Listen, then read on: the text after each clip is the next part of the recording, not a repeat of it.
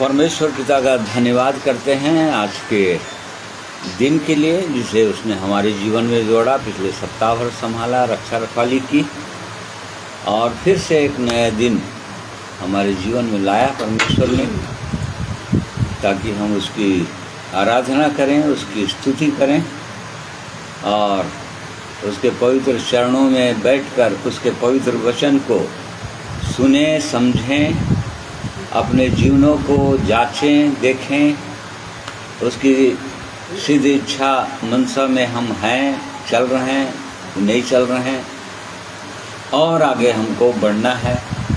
और इसलिए परमेश्वर ने आज के दिन को फिर से हमारे जीवन में दिया है, इसके लिए धन्यवाद करते हैं। उसकी स्तुति, प्रशंसा, तारीफ हो आज के दिन में।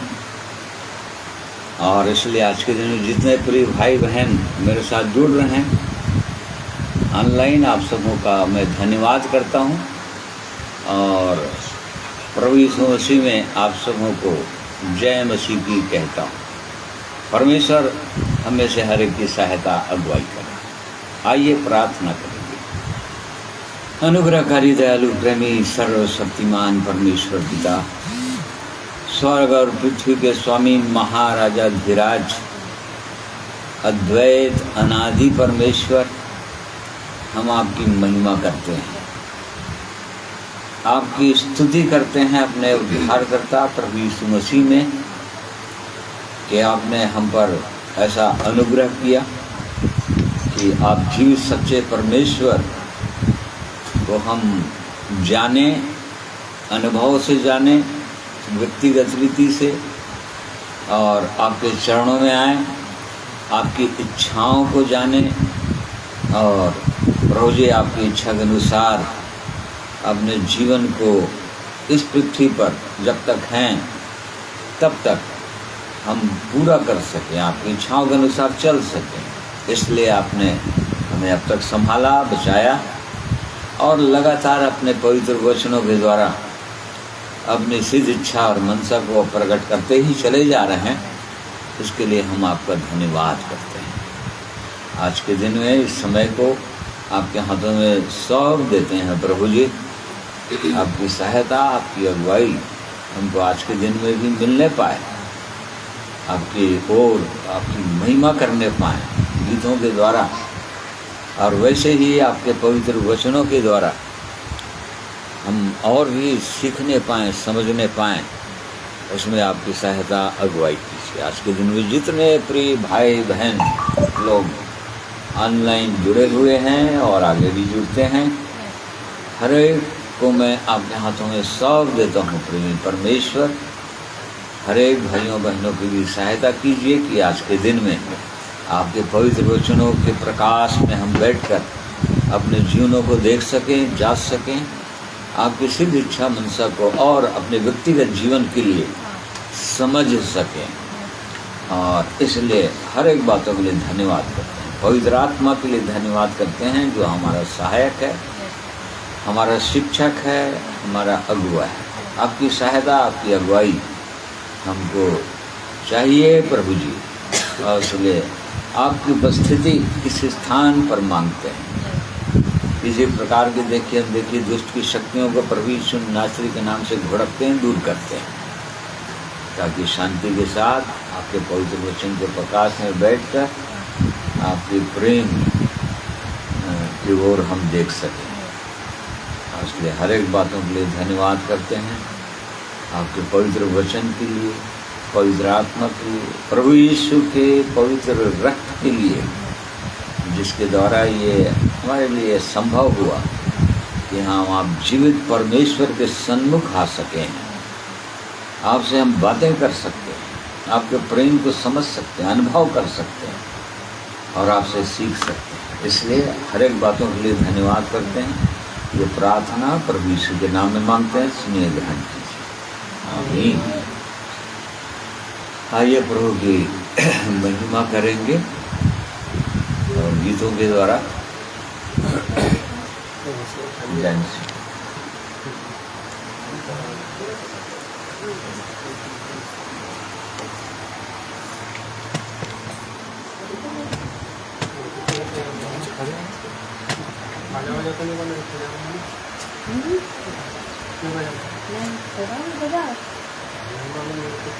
नहीं मत बजा के हम करते हैं।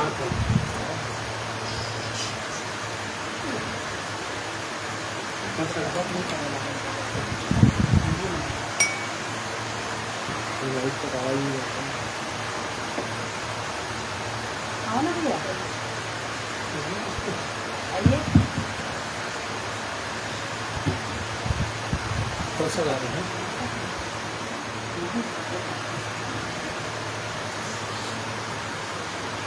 15-16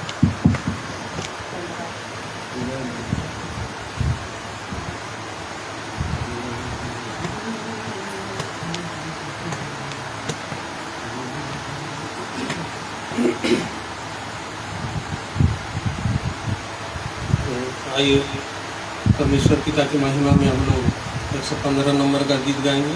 हृदय भेंट चढ़ाएं, प्रभु को स्तुति प्रशंसा करें। हृदय भेंट चढ़ाए, प्रभु को स्तुति प्रशंसा करें। हम सब संग मिलकर हृदय भेंट चढ़ाए, प्रभु को स्तुति प्रशंसा करें।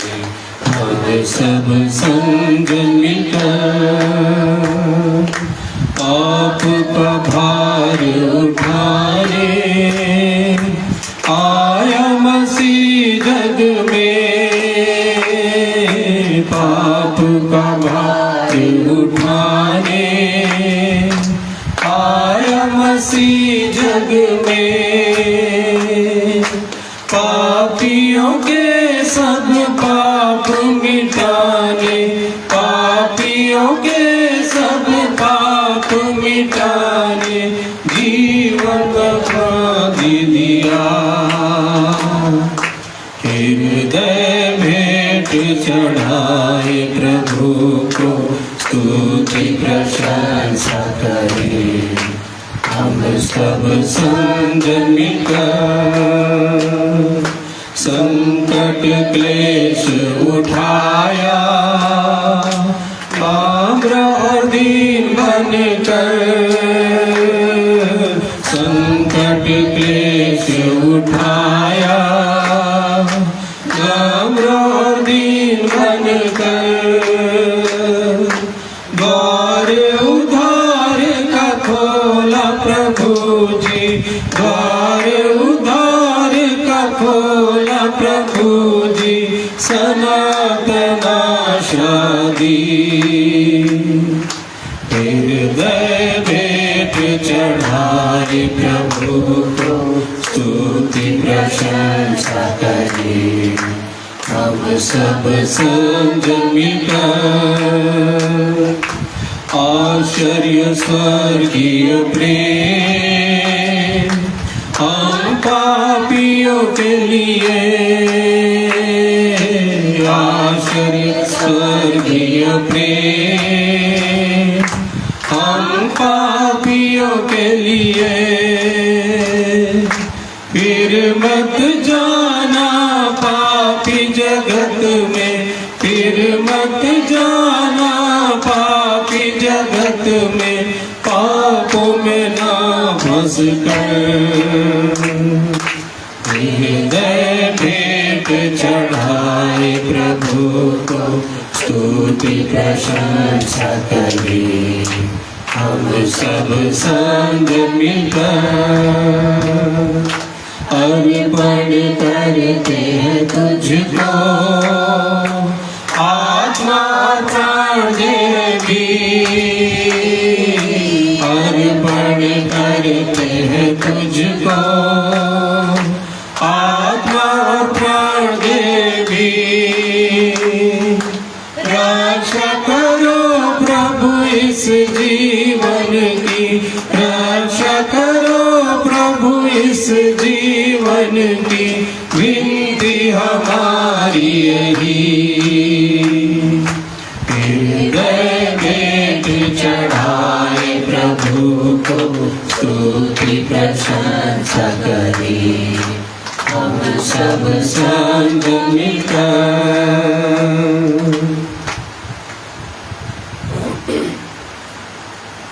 आइए 116 नंबर गीत को भी गाएंगे। हर दिन नई आशा का संदेश सुनाता है।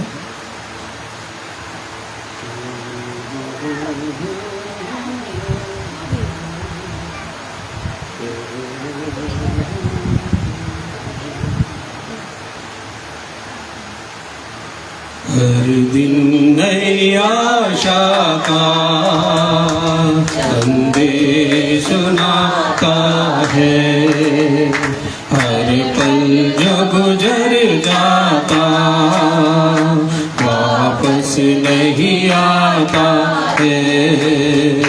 हर दिन नई आशा का संदेश सुनाता है, हर पल जो गुजर जाता वापस नहीं आता है।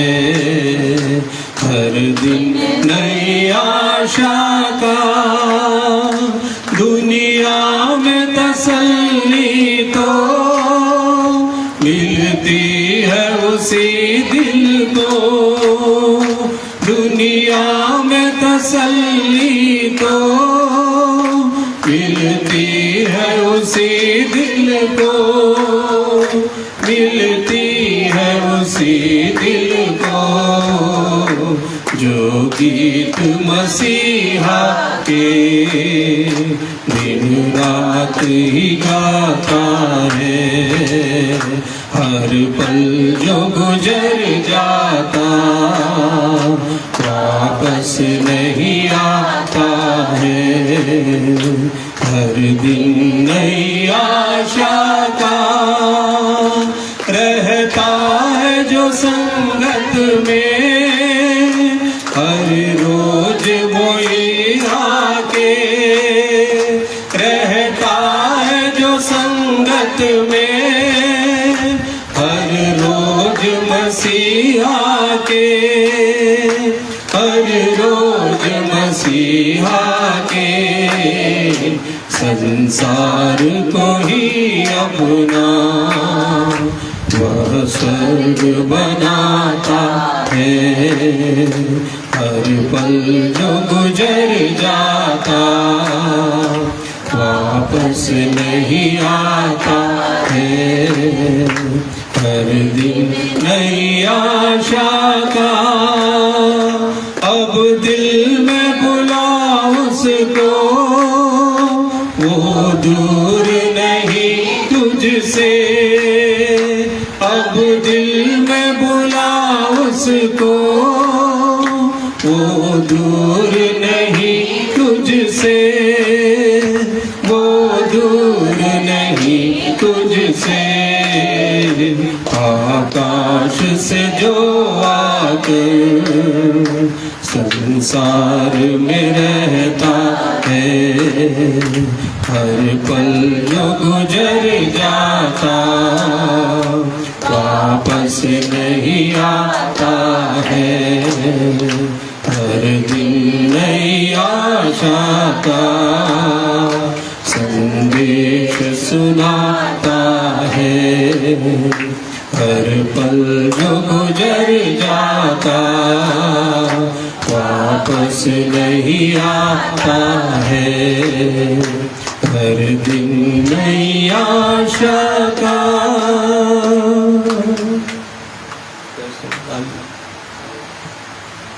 प्रभु की महिमा में बहन से एक गीत सुनेंगे।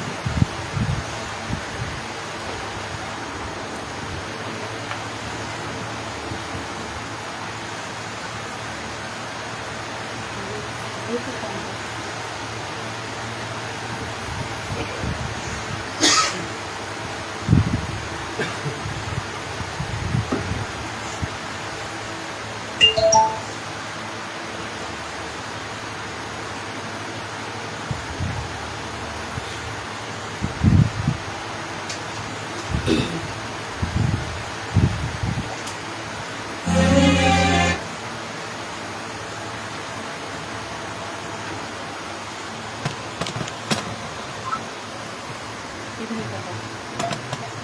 ठीक।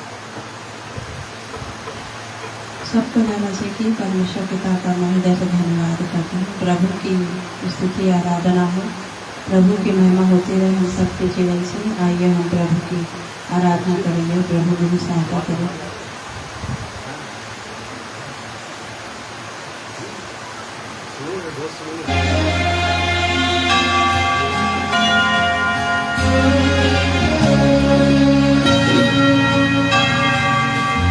हेलो हेलो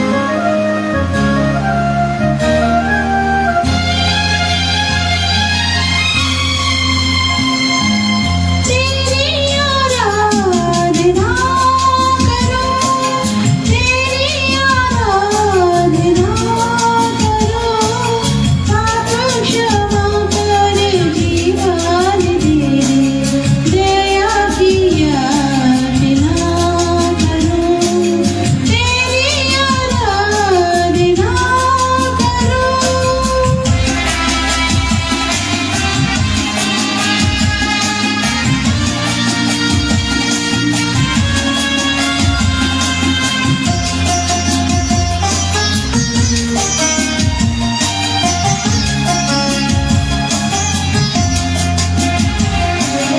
तू ही महान सर्वशक्तिमान, तू ही है मेरे जीवन का संगी।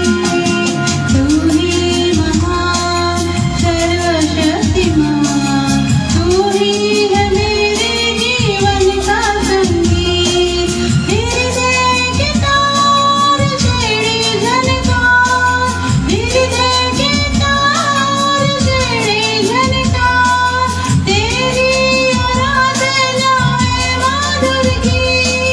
जीवन से मेरी तू महिमा पाए, एक ही कामना करो, पाप क्षमा कर जीवन दे दे, दया की याचना करो, तेरी आराधना करो।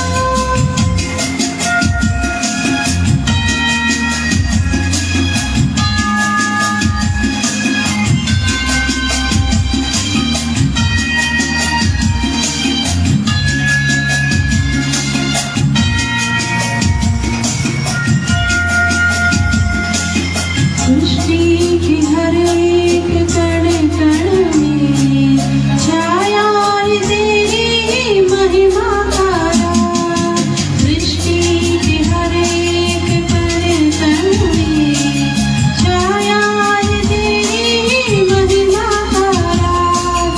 पक्षी भी करते हैं तेरी प्रशंसा, पक्षी भी करते हैं तेरी प्रशंसा, हर पल सुनाते हैं आनंद का राग। मेरी भी भक्ति तुझे ग्रहण हो, हृदय से प्रार्थना करो, पाप क्षमा कर जीवन दे दे, दया की याचना करो, तेरी आराधना करो, तेरी आराधना करो, पाप क्षमा कर जीवन दे दे, दया की याचना करो, तेरी आराधना करो। धन्यवाद करते परमेश्वर पिता का। प्रभु को महिमा मिले कि सारी सृष्टि परमेश्वर की आराधना करती है। तो परमेश्वर ने अपने स्वरूप में, अपनी समानता में मनुष्य को बनाया है कि हम भी प्रभु की महिमा करें और उसका हमेशा स्तुति करते रहें। प्रभु की धन्यवाद करते हैं, धन्यवाद करते हैं। Praise the Lord.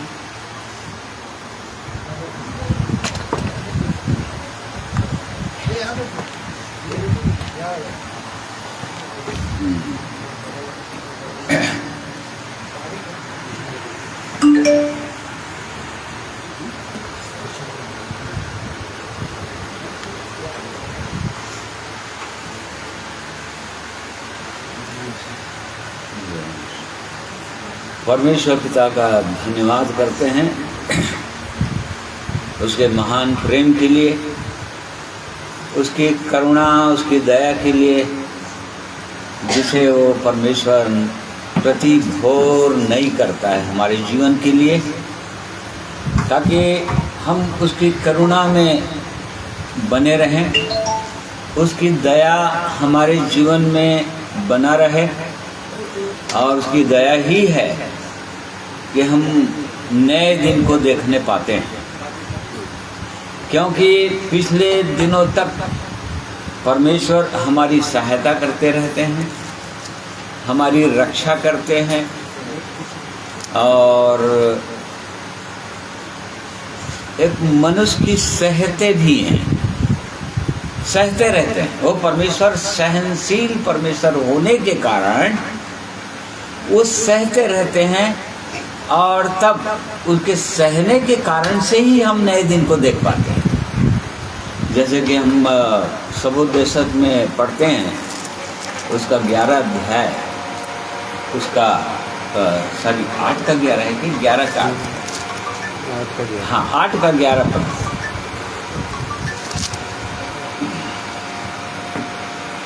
बुरे काम के दंड की आज्ञा फुर्ती से नहीं दी जाती, इस कारण मनुष्यों का मन बुरा काम करने की इच्छा से भरा रहता है। देख लो, यहाँ पर परमेश्वर के ये वचन है, बुरे काम की दंड की आज्ञा।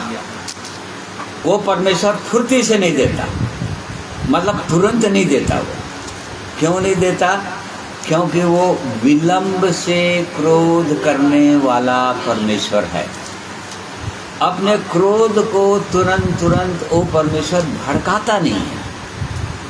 इसी कारण से मनुष्यों का मन बुरे काम करने की इच्छा से भरा रहता है, बोल रहे हैं यहाँ पर। परंतु वो परमेश्वर चूँकि दया का सागर है और क्षमा की खानी है, करके ऐसा करता है, मनुष्य को अवसर देता है, वो सहता है। सहनशील परमेश्वर मनुष्य के पापों को सहते रहता है और इसी कारण से एक एक दिन उनके जीवन में जुड़ते जाते हैं। और परंतु उसके बाद भी परमेश्वर के प्रेम को लोग समझते नहीं हैं, उसके धीरज को समझते नहीं। पतरस कहता है कि उसके धीरज को उद्धार समझो, परमेश्वर के धीरज को उद्धार समझो। वो परमेश्वर क्यों मनुष्य के लिए धीरज धरा हुआ है? क्यों धीरज धरता है?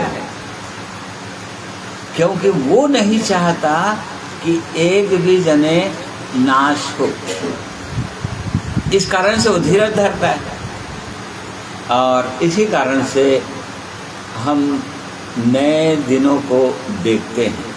हमारे दिन में, हमारे जीवन में एक एक करके एक नया दिन परमेश्वर जोड़ता है। इसी कारण से इस नए दिन में हमको धन्यवाद देना चाहिए परमेश्वर को, परमेश्वर की स्तुति करना चाहिए।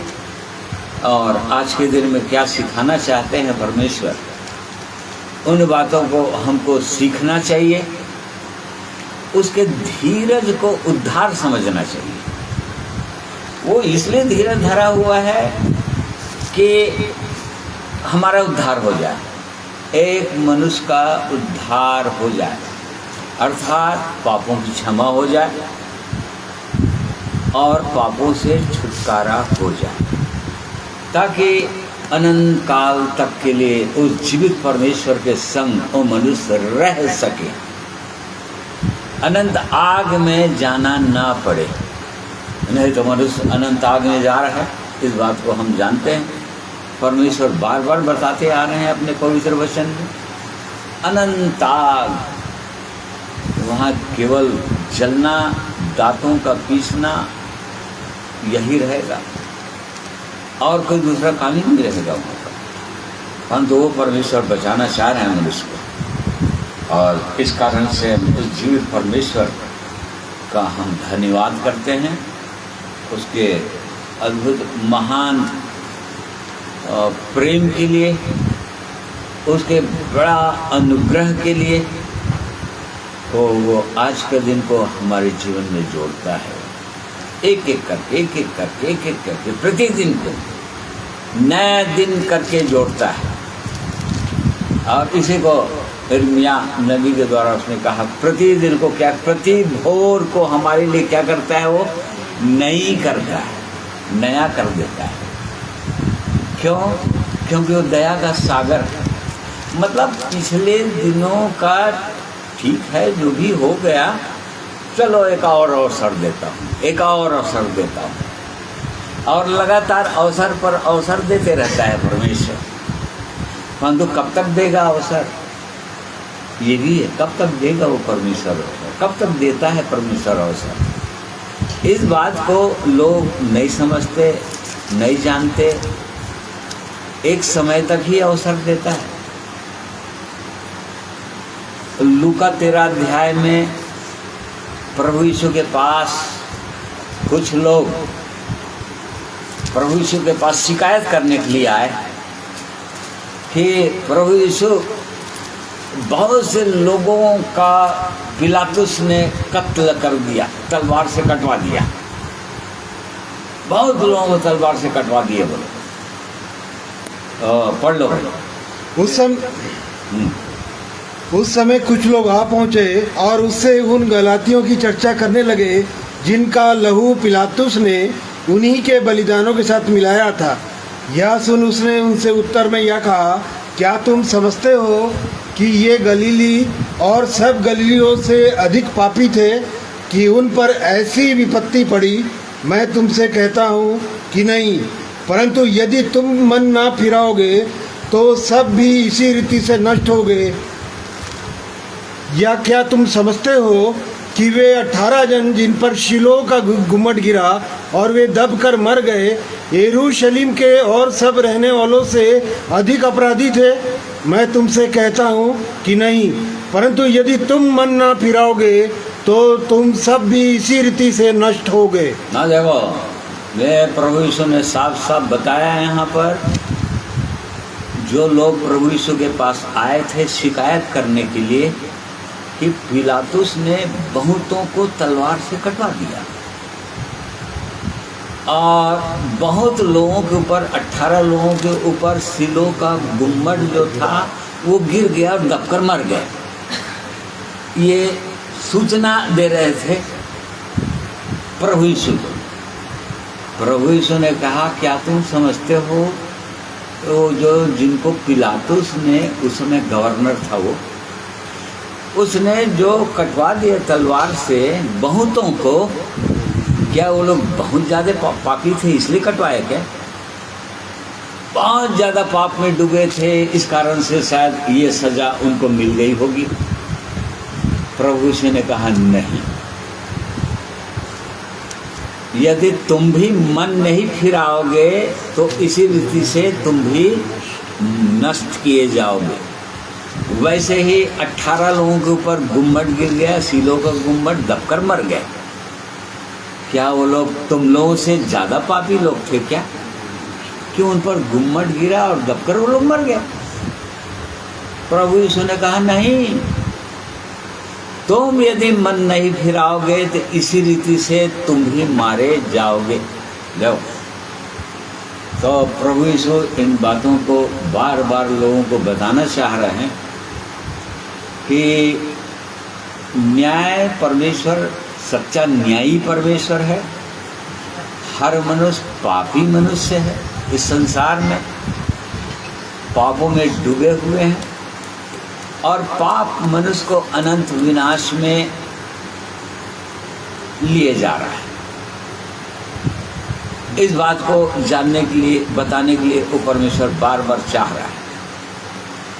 तो ऐसा वाला परमेश्वर, अद्भुत परमेश्वर, और इसी कारण से हमको जानना चाहिए, ये अवसर देते जा रहे हैं परमेश्वर, उसको यूं ही कभी भी लेना नहीं चाहिए। ये वो परमेश्वर हमको जो अवसर देता है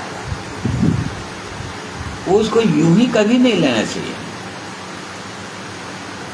परंतु गंभीर होकर उसके अद्भुत प्रेम को, उसके धीरज को, उसकी करुणा को हमको समझना चाहिए। और इसलिए वो परमेश्वर चाहता है कि जो हम पर कृपा किया है, जिन लोगों पर उसने कृपा कर दिया है, और ये बहुत बड़ा अनुग्रह है, इस बात को हमेशा जानना, जिन पर ये अनुग्रह हो गया है, और ये कभी व्यर्थ जाना नहीं चाहिए।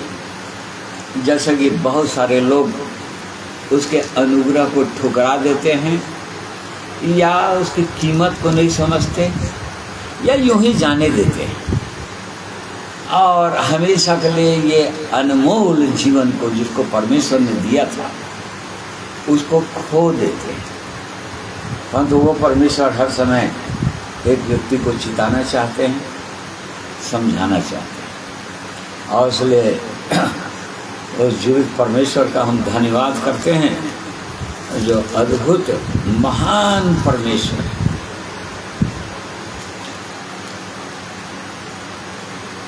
उस परमेश्वर की जो सिद्ध इच्छा और मनसा जो थी आरंभ से मनुष्य को बनाने के पीछे, उसका उद्देश्य वैसे ही था, मनुष्य को बनाने के पीछे, कि वो स्वयं परमेश्वर मनुष्य में होकर वो चले और फिरे। क्यों? क्योंकि परमेश्वर को कभी किसी ने ना तो देखा था, वचन में हम पढ़ते हैं, और न ही देख सकता था। देखो, परमेश्वर को कभी किसी ने नहीं देखा। यूहन्ना 1 अध्याय का हम 18 पद में पढ़ते हैं, और वैसे ही पहला तीमुथियुस 6 का 16 पद में पढ़ते हैं, और न ही कोई उसको देख सकता था। तो उसकी क्या मनसा थी कि कैसे फिर लोग उसको जानेंगे, कैसे देखेंगे, और किन में होकर मैं प्रकट करूं कि मैं कैसा परमेश्वर हूँ, मैं प्रेमी परमेश्वर हूँ, मैं सत्य परमेश्वर हूँ, मैं दया का सागर हूँ, मैं क्षमा करने वाला परमेश्वर हूँ। लोग कैसे जानेंगे वो परमेश्वर कौन है? ये शुरू से, आरंभ से परमेश्वर की ये योजना रही, शुरू से मनुष्य को बनाने के पीछे।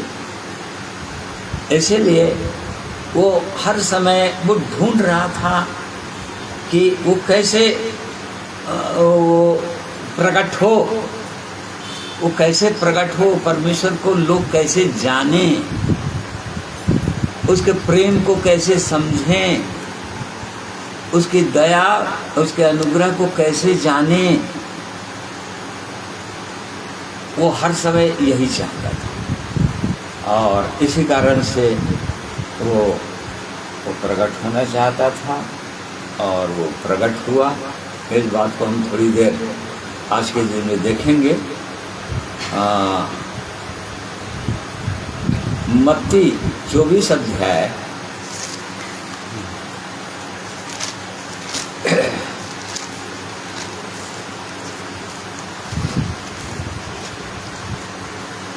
उसका 14 पद पढ़ी भाई। और राज्य का यह सुसमाचार सारे जगत में प्रचार किया जाएगा कि सब जातियों पर गवाही हो, तब अंत आ जाएगा। हाँ, और वैसे ही आप मरकुस 1 अध्याय और उसका 14 और 15 पद पढ़िए।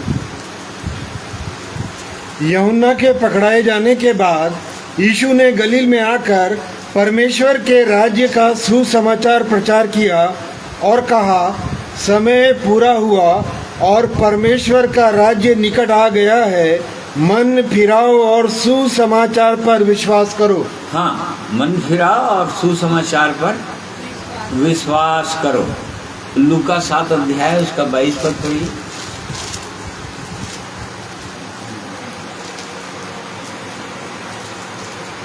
और उसने उनसे कहा, जो कुछ तुमने देखा और सुना है, जाकर यूहन्ना से कह दो कि अंधे देखते हैं, लंगड़े चलते फिरते हैं, कोढ़ी शुद्ध किए जाते हैं, बहरे सुनते हैं, मुर्दे जिलाए जाते हैं, और कंगालों को सुसमाचार सुनाया जाता है।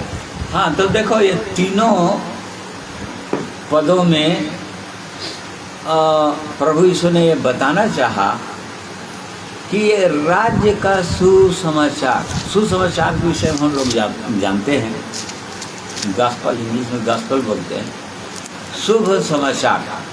और क्या है इस बात को भी हम जानते हैं, परंतु उसी में थोड़ा सा और गहरे में जाएंगे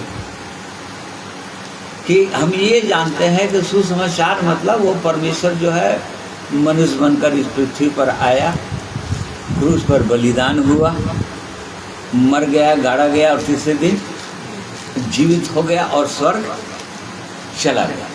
पहला पंक्ति 15 अध्याय का 3 पद में हम इस बात को पढ़ते हैं। ये सुसमाचार है। यदि इतना हम बता दिए लोगों को, तो हमने सुसमाचार लोगों को सुना दिया। खोए हुए, भटके हुए लोगों को यह सुसमाचार हमने सुना दिया। परंतु यहाँ पर वो प्रभु यीशु जो है इसको और किस चीज़ से जोड़ रहा है, उसको बार बार हम देख रहे हैं। जैसे कि मत्ती 24 का 14 पद फिर पढ़ो भाई। और राज्य का यह सुसमाचार सारे जगत में प्रचार किया जाएगा कि सब जातियों पर गवाही हो, तब अंत आ जाएगा। हाँ, यहाँ पर राज्य का यह सुसमाचार, इंग्लिश बाइबल यदि कोई रखा है तो उसको पढ़ेंगे तो क्या लिखा है? Gospel of kingdom of God. ठीक है नहीं, मतलब परमेश्वर का राज्य का सुसमाचार। परमेश्वर का क्या लिखा है, पढ़ो बोला। हाँ, 24 पद, 24 का 14। हाँ, 24 का 14 पद। And his gospel of kingdom shall be preached in all the world for a witness unto all nations. हाँ, देखो यहाँ पर क्या लिखा है, gospel of In gospel of the kingdom. Kingdom. देखो ये सुसमाचार किसका बताना चाह रहा है? वो परमेश्वर के राज्य। ठीक है नहीं। मरकुस 1 अध्याय उसका 14 और 15 पद भी पढ़ो बोला।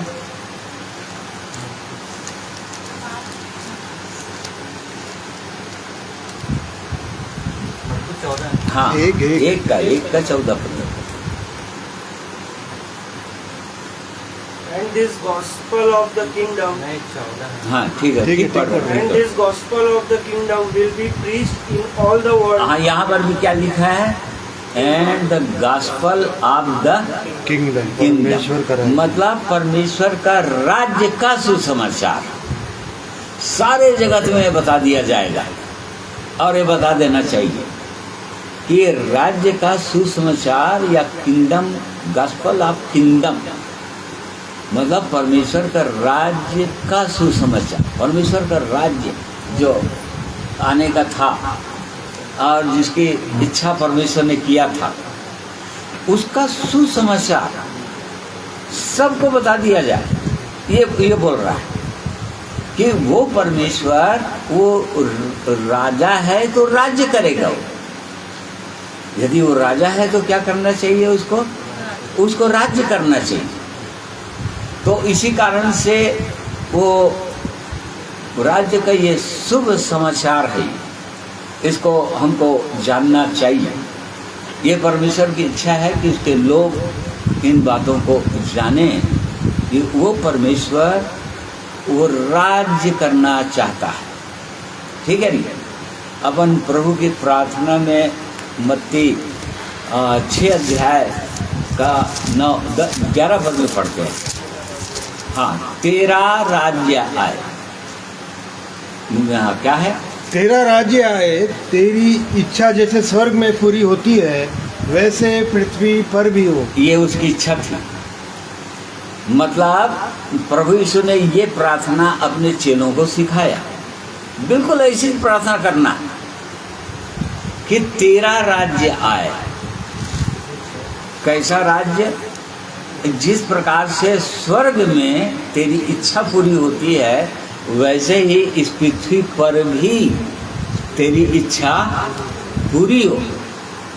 और तेरा राज्य इस पृथ्वी पर होना चाहिए, तेरा राज्य आ जाए इस पृथ्वी पर, ताकि तू ही राजा रहे और तेरी ही इच्छा पूरी होती रहे। और तब फिर वो परमेश्वर इस मनसा से मनुष्य को बनाया, मनुष्य को उसने इसी मनसा से बनाया। और जब पूरा सुनसान बेडौल हो गया था ये पृथ्वी, उत्पत्ति 1 अध्याय उसका दूसरा पद पढ़िए। पृथ्वी बेडोल और सुनसान पड़ी थी और गहरे जल के ऊपर अंधियारा था, तथा परमेश्वर का आत्मा जल के ऊपर मंडराता था। हाँ देखो, वो परमेश्वर का आत्मा मंडरा रहा था, कहने का मतलब वो कहीं न कहीं जगह ढूंढ रहा था, वो अपने निवास स्थान के लिए, अपना रहने के लिए, ठीक है नहीं, वो स्थिर नहीं था। परमेश्वर का आत्मा वो घोर अंधकार में पड़ा हुआ था इस पृथ्वी, और परमेश्वर का आत्मा मंडरा रहा था, मूव कर रहा था, ठीक है नहीं, और मूव कर रहा था और चाह रहा था कि कहीं पर वो क्या करे, वो स्थिर हो, मतलब कहीं पर निवास करे, ये उसकी सीधी इच्छा और मनसा थी। और इसी कारण से उसने मनुष्य को बनाया, और मनुष्य को बनाया, पहले मनुष्य को आदम को बनाया, और जब तक आदम परमेश्वर की इच्छा के अनुसार था, जब तक उसके अंदर पाप नहीं आया था, तब तक परमेश्वर उनके मध्य में निवास करता था, उनके साथ चलता फिरता था, उठता बैठता था। हम इस बात को पाते हैं, उनके साथ वो संगति करता था। परंतु वो आदम के अंदर पाप आ गया, अब वो आदम गिर गया। अब परमेश्वर कैसा करता? वो ढूंढता रहा, ढूंढता रहा, ढूंढता रहा, फिर कैसे हुआ, फिर कैसे होगा। अब ढूंढते ढूंढते ढूंढते जगह ढूंढता रहा, फिर कहीं नहीं मिला उसको। फिर जब और मनुष्य बढ़ गए, परमेश्वर की योजना व्यवस्था के समय फिर परमेश्वर ने मनुष्य को कहा कि मेरे लिए कोई निवासी स्थान बनाओ। और तब फिर परमेश्वर ने मूसा को कहा कि मेरे लिए भी कुछ रहने का जगह तो बना दो, तुम लोग निवास स्थान बनाओ। और तब फिर मूसा ने उसके लिए निवास स्थान बनाया, जिसको उसने मिलाप वाला तंबू कहा। परंतु वो मिलाप वाला तंबू कब तक था? वो परमानेंट था नहीं, क्योंकि वो परमेश्वर समय समय पर वहाँ पर आता था और उसके बाद वो चला जाता था। जब बात करना होता था परमेश्वर को मूसा से, और मूसा के द्वारा अपने लोगों से, इसराइलियों से, तब तक परमेश्वर बातें करता था और उसके बाद चला गया। मतलब परमानेंट निवास स्थान नहीं था। वो तो अपन इब्रानी की पत्री में पढ़ते हैं, वो छाया था। वो क्या था? वो एक छाया था, एक शेडो था। वो परमेश्वर बताना चाह रहा था कि मेरे को परमानेंट निवास स्थान चाहिए। और तब फिर उसके बाद फिर आगे बढ़ा, और उसके बाद फिर उसने देखा कि अब मेरे लिए कोई निवास स्थान है क्या। परंतु लोगों ने, जब परमेश्वर की ये इच्छा हुई आगे बढ़ना, परमेश्वर लोगों के बीच में रहकर उनके साथ संगति करना, और तब हम देखते हैं शमूएल नबी की पुस्तक में उन्होंने एक राजा मांग लिया। उन्होंने क्या मांगा? उसका 8वां अध्याय पहला शमूएल, उसका 4 पद से पढ़िए। तब सब इस्राएली गिरद इकट्ठा होकर रामा में शमूएल के पास जाकर उससे कहने लगे, सुन, तू तो अब बूढ़ा हो गया और तेरे पुत्र तेरी राह पर नहीं चलते। अब हम पर न्याय करने के लिए सब जातियों के रीति के अनुसार हमारे लिए एक राजा नियुक्त कर दे। परंतु जो बात उन्होंने कही हम पर न्याय करने के लिए हमारे ऊपर राजा नियुक्त कर दे।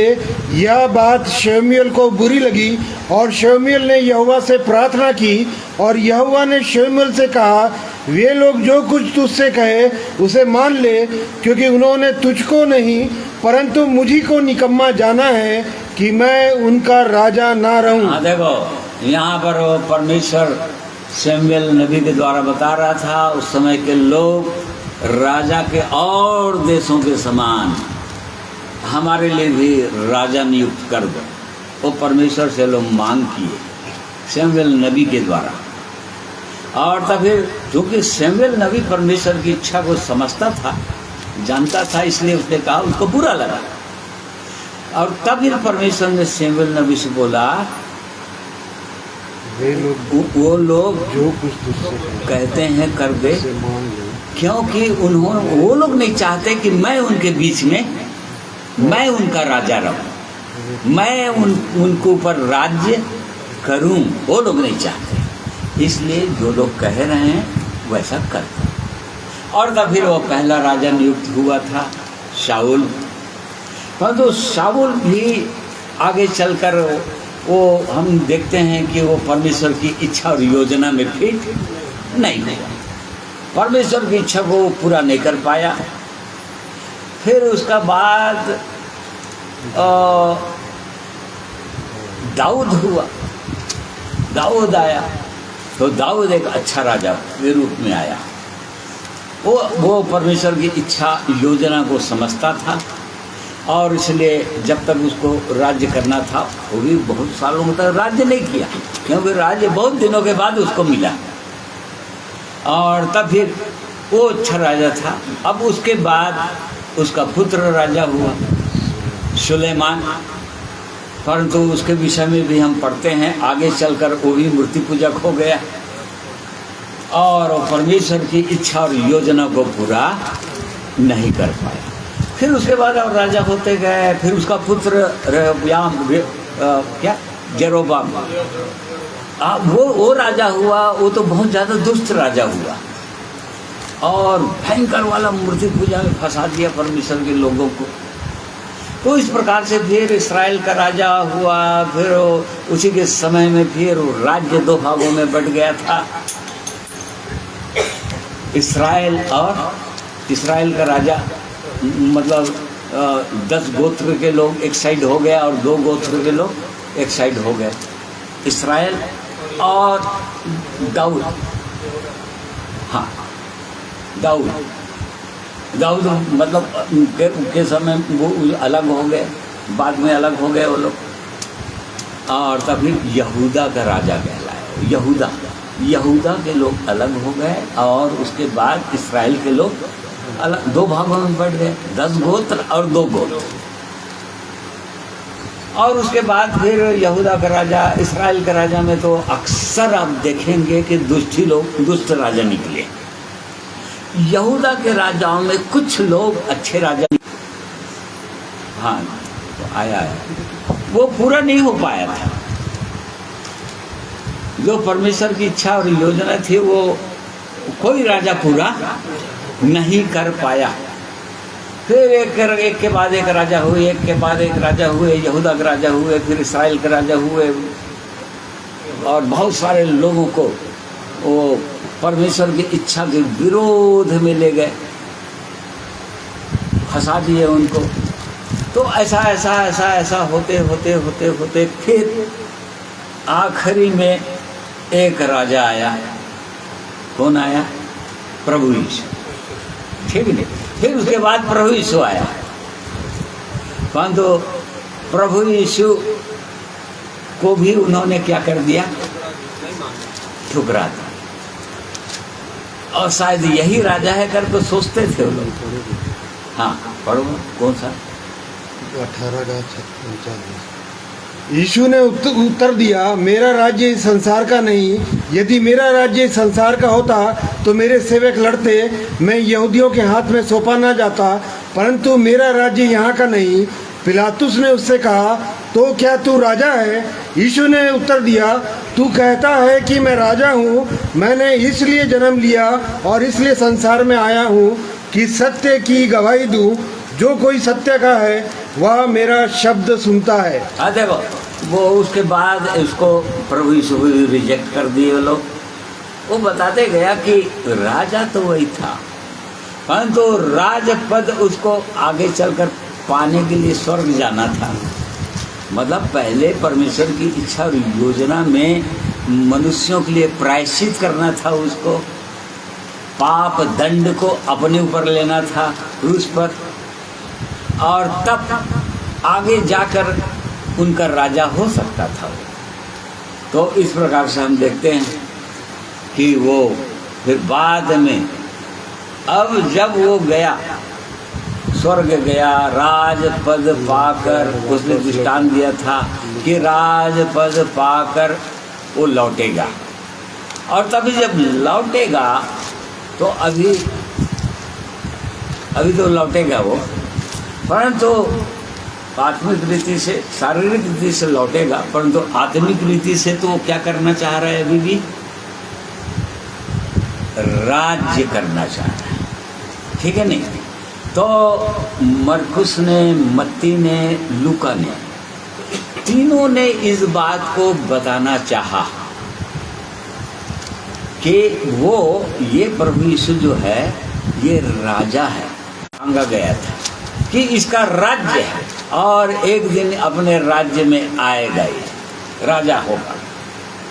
और तब फिर वो उसने उसी समय प्रार्थना कर लिया था कि प्रभु मेरी सुधि ले लेना। हाँ, तो हम लोग ये देख रहे थे कि वो परमेश्वर हमारे बीच में, हमारे हृदय के अंदर क्या करना चाहता है? राज्य करना चाहता है। देख लो, वो राजा है और वो राज्य करना चाहता है। इसी कारण से उस परमेश्वर की सिद्ध इच्छा मनसा हुई। इस बात को बार बार बताने की कोशिश करते रहे। परंतु देखो, जब जब प्रभु यीशु गॉस्पेल इसको बोलते हैं, सुसमाचार इसको बोलते हैं, ठीक है नहीं? स्वर्ग के राज्य का सुसमाचार। ये क्या है? स्वर्ग के राज्य का शुभ समाचार कि वो स्वयं परमेश्वर मनुष्य में होकर वो राज्य करना चाहता है, या वो चलना और फिरना चाहता है, ठीक है कि ये उसकी सिद्ध इच्छा मनसा थी।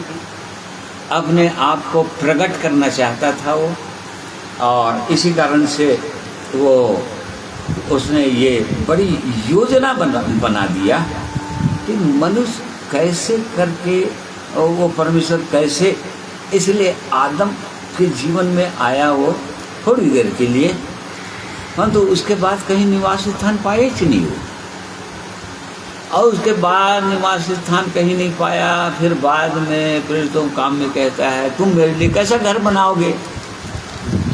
तुम मेरे लिए कैसा, मेरा निवास स्थान कैसा होगा? हाँ, मैं तो उन्हीं के, हाँ पढ़ो। यहोवा यूं कहता है, आकाश मेरा सिंहासन और पृथ्वी मेरे चरणों की चौकी है। तुम मेरे लिए कैसा भवन बनाओगे और आता हो। हाँ, तो परमेश्वर की इच्छा रही कि उसने कहा कि तुम मेरे लिए कैसा घर बनाओगे, तुम मेरे लिए कैसा निवास स्थान बनाओगे। और मैं तो स्वर्ग में रहता हूँ, मेरा निवास स्थान है, और पृथ्वी में विचरण भी करता हूँ, परंतु मैं चाहता हूँ कि मेरे लिए भी एक घर हो, रहने का स्थान हो। और इसीलिए परमेश्वर ने मनुष्य से पूछा था कि मैं कैसा घर चाहता हूँ और किनके अंदर आऊँगा। ये उसकी सिद्ध इच्छा और मनसा थी उस परमेश्वर की। और तब फिर वो लगातार इस खोज में रहा, और बाद में उसने इस योजना को पूरा किया, और बलिदान होकर क्रूस पर घृणा नहीं करेगा, और मैं तुम्हारे मध्य चला फिरा करूंगा और तुम्हारा परमेश्वर बना रहूंगा, और तुम मेरी प्रजा बने रहोगे। मैं तो तुम्हारा वह परमेश्वर यहोवा हूँ जो तुमको मिस्र देश से इसलिए निकाल ले आया हूँ कि तुम मिस्रियों के दास ना बने रहो, और मैंने तुम्हारे जुओं को तोड़ डाला है और तुमको सीधा खड़ा करके चला। बीच बीच में अपनी इच्छाओं को प्रकट करते रहे। मेरी क्या इच्छा है, मैं तुम ही लोगों के बीच में रहना चाहता हूँ, तुम्हारे संग रहना चाहता हूँ और तुम में होकर चलना फिरना चाहता हूँ। ये उसकी सिद्ध इच्छा मनसा थी उस जीवित परमेश्वर की। और तब फिर वो प्रभु यीशु जो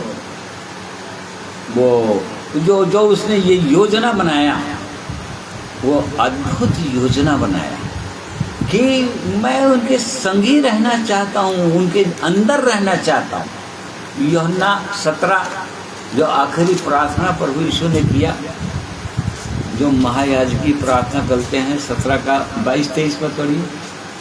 वह महिमा जो तूने मुझे दी मैंने उन्हें दी है कि वे वैसे ही एक हो जैसे कि हम एक हैं, और मैं उनमें और तू मुझ में, कि वे सिद्ध होकर एक हो जाएं, और संसार जाने कि तू ही ने मुझे भेजा, और जैसा तूने मुझसे प्रेम रखा वैसा ही उनसे प्रेम रखा। हाँ देखो, यह परमेश्वर की सिद्ध इच्छा मनसा रही है, ठीक है नहीं, कि मैं तुम्हारे अंदर निवास करना चाहता हूँ। वो परमेश्वर चाह रहे थे, और यहाँ पर प्रभु यीशु यही बोल रहे कि जो महिमा उसने मुझको दिया, प्रभु यीशु प्रार्थना कर रहे थे ना। हाँ, फिर से पढ़िए उसी पर। वह महिमा जो तूने मुझे दी मैंने उन्हें दी है, हाँ, कि वे वैसे ही एक हो जैसे कि हम एक हैं। ये परमेश्वर की इच्छा है। वो परमेश्वर ने जो प्रभु यीशु को जो महिमा दिया, प्रभु यीशु बोल रहे हैं वही महिमा मैं इन्हें भी देना चाहता हूँ। इनको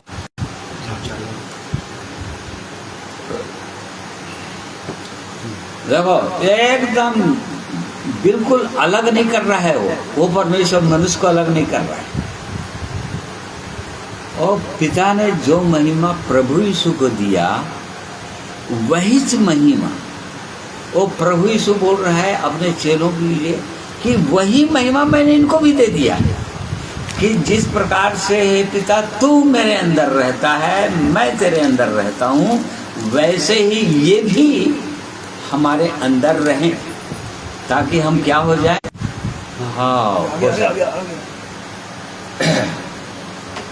तो उसको स्विच ऑफ कर दो।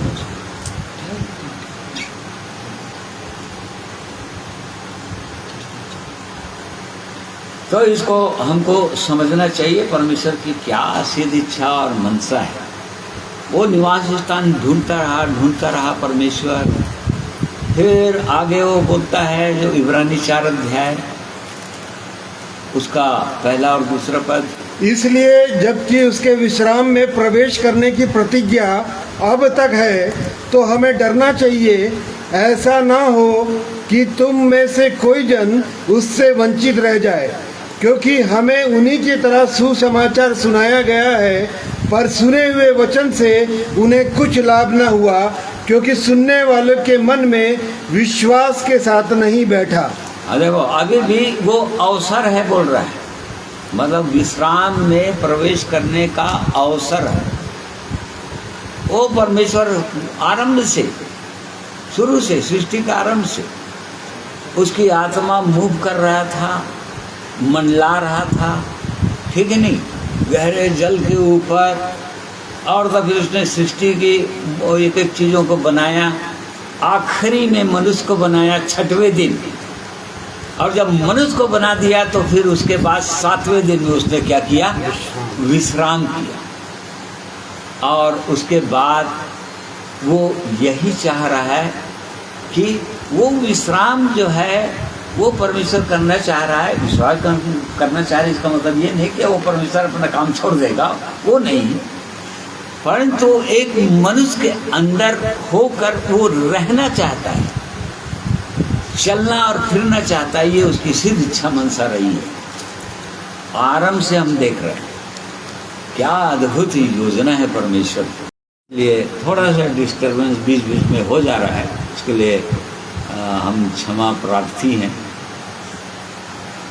तो परमेश्वर का हम धन्यवाद करते हैं कि उसकी जो अद्भुत महान मनुष्य के लिए जो योजना है, वो स्वर्ग में निवास करने वाले परमेश्वर की जो योजना है, उसको हम देख रहे हैं कि वो परमेश्वर वो विश्राम ढूंढ रहा था, अर्थात रहने के स्थान ढूंढ रहा था कि मैं कहाँ रहूं, और कैसा स्थान ढूंढ रहा था, परमानेंट स्थान ढूंढ रहा था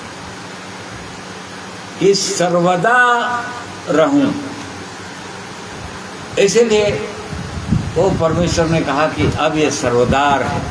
जब परमेश्वर आ गया पवित्र आत्मा के रूप में, और तब वो सर्वदा रहेगा मनुष्य के अंदर, वो रहना चाहता है। उसकी सिद्ध इच्छा और मनसा यही थी। इसीलिए बोल रहा है कि वो परमेश्वर के लिए शब्द का विश्राम अभी भी बचा हुआ है। यदि यहोशू उनको पार करवा लिया रहता, मतलब देखो विश्राम की बात बोल रहे हैं यहाँ पर, ये यहाँ पर 1000 वर्ष के राज की बात नहीं बोल रहा है, ठीक है नहीं। यदि यहोशू पार करवा दिया रहता, विश्राम में प्रवेश करवा दिया रहता, तो फिर से विश्राम की बातें चर्चा ही नहीं होती थी। परंतु यहाँ पर हम देख रहे हैं कि विश्राम की चर्चा हो रहा है। फिर इसका मतलब वो बताना चाह रहा है, वो परमेश्वर मनुष्य को अपना स्थान, निवास स्थान बनाना चाहता है, और उनके अंदर आना चाहता है, और उनमें होकर चलना फिरना चाहता है। वो ये परमेश्वर की सिद्ध इच्छा और मनसा रही। इसलिए जब भी प्रभु यीशु ने कहा ना, जब जब वो राज्य की बातें प्रभु यीशु करते थे जब संसार में थे, तो फरीसी और सदूकी लोग उस पर चढ़ जाते थे, क्योंकि राज्य की बातें कर रहे थे। और यदि किसी को चंगा कर रहे हैं, किसी को उठा रहे हैं, उसमें उतना उनको फर्क नहीं पड़ता था। परंतु तो जहाँ वो राज्य की बातें करते थे ना, उनका विरोध, तब विरोध करते थे। ये कैसे राज्य करेगा हम पर? हमारा राजा तो कौन है? इब्राहिम के वंश, कैसर है, सीजर। उस समय सीजर था ना, हमारा राजा तो सीजर था, सीजर है, कैसर है। फिर ये कैसा राज्य करेगा? ये कौन है? और तब उस पर, और ये भी ब्लेम इसीलिए लगाए थे क्रूस पर चढ़ाने से पहले, ये अपने आप को क्या बनाता है? परमेश्वर का बराबर बनाता है, अपने आप को राजा बताता है। हाँ, ये अपने आप को राजा बता। हालांकि पिलातुस ने लिखवा दे, मैंने जो लिखवा दिया यहूदियों का राजा, उन्हें परमेश्वर की इच्छा और योजना में थी। तो यहाँ पर हम इन्हीं बातों को देख रहे हैं कि वो परमेश्वर कैसा परमेश्वर है, कैसा अद्भुत काम करता है।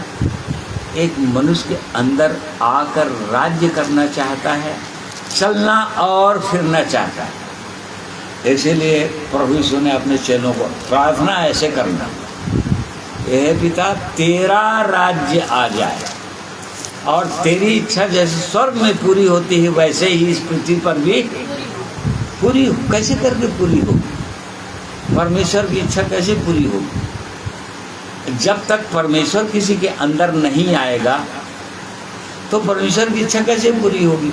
2 Corinthians 6 अध्याय उसके 16 पद में हम लोग पढ़ते हैं। और मूर्तियों के साथ परमेश्वर के मंदिर का क्या संबंध? क्योंकि हम तो जीवते परमेश्वर के मंदिर हैं। जैसा परमेश्वर ने कहा है, मैं उनमें बसूंगा और उनमें चला फिरा करूंगा, और मैं उनका परमेश्वर होऊंगा और वे मेरे लोग होंगे। हाँ, देखो ये परमेश्वर बार बार इस बात को पवित्र आत्मा बता रहा था कि वो स्वयं परमेश्वर अपने मंदिर में, जो मनुष्य का जीवन है, मनुष्य का हृदय है, वो वहाँ आकर बसना चाह रहा है। वो वास करना चाह रहा है और उनमें होकर वो चलना और फिरना चाहता है। वो जब चलेगा और फिरेगा तब तो उसकी इच्छा पूरी होगी। जब तक वो परमेश्वर नहीं चलेगा फिरेगा किसी मनुष्य के अंदर में होकर, तब तक उसकी इच्छा पूरी हो नहीं सकती। जो उसकी वास्तविक इच्छा है वो स्वयं परमेश्वर जो प्रकट होना चाहता है मनुष्यों के बीच में, वो कैसे करके प्रकट होएगा? वो प्रकट नहीं हो सकता था। और इसी कारण से वो उस परमेश्वर की यही इच्छा रही है। इसीलिए वो परमेश्वर बार बार प्रभु यीशु ने इस बात को बताना चाहा कि वो परमेश्वर किसके अंदर आया? मसीह के अंदर आया। वो परमेश्वर किसके अंदर आया? पहले हाँ, मसीह के अंदर आया। फिर मसीह किसके अंदर आया? चेलों के अंदर आया, ठीक है नहीं? फिर वो हमारे अंदर, उसके बाद हमारे अंदर अर्थात जो उसके पीछे चलेंगे उनके अंदर आया। और उनके अंदर आकर वही परमेश्वर क्या करना चाह रहा है? राज्य करना चाह रहा है।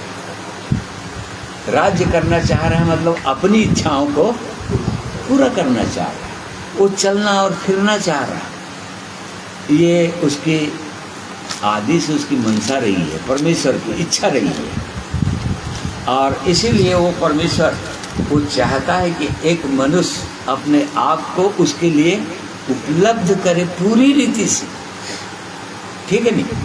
इसीलिए प्रभु यीशु ने कहा कोई ऐसे हैं कि जब तक परमेश्वर के राज्य को सामर्थ्य सहित आता हुआ ना देख ले तब तक मृत्यु का स्वाद कदापि ना चखेंगे। प्रभु यीशु बोल रहे थे उस समय के लोगों को, जो लोग जीवित थे। यहाँ पर ऐसे कुछ लोग हैं वो तब तक जीवित रहेंगे जब तक परमेश्वर के राज्य को सामर्थ्य सहित अपने अंदर आते हुए नहीं देख लेंगे, उसको अनुभव नहीं कर लेंगे, तब तक ये लोग जीवित ही रहेंगे। और चेले लोग सब अनुभव किए। उसके बाद वो स्वयं परमेश्वर पवित्र आत्मा के रूप में मनुष्य के अंदर में वो आ गया। और आने के बाद वो चलने और फिरने लग गया, वो राज्य करने लगा मनुष्य में होकर। और यही उसकी इच्छा है। तो जिनके अंदर परमेश्वर का राज्य हो गया, जिनके अंदर आ गया, वो तो ऑटोमेटिकली अनंत हो गए ना। यहाँ पर स्वर्ग जाने होने वाली बातें नहीं है, ठीक है नहीं? वो परमेश्वर जहां रहेगा वहां रहेंगे लोग। परमेश्वर जहां भी रहेगा वहां रहेंगे। परमेश्वर की इच्छा में रहेंगे हर समय। वो जहां भी परमेश्वर रहेगा रहेगा, ये उसकी इच्छा है। क्योंकि वो स्वयं परमेश्वर उनके अंदर आ गया। अब वो चलने फिरने लगा है। अब वो मनुष्य नहीं चल फिर रहा है, उनके अंदर कौन चल फिर रहा है? जैसे पौलुस ने कहा गलतियों के कलीसिया को ये बताया कि अब मैं जीवित नहीं हूँ, मसीह मुझ में, वो मसीह मुझ में जीवित है भाई। अब मैं थोड़ी जीवित हूँ। अब यदि चल फिर रहा है तो वो चल फिर रहा है। तो उसने यही बताना चाहा कि सामर्थ सहित आता हुआ न देख ले तब तक मृत्यु के स्वाद कभी ना चखेंगे। और इसलिए मत्ती 12 उसका 28 पद भी पढ़ना।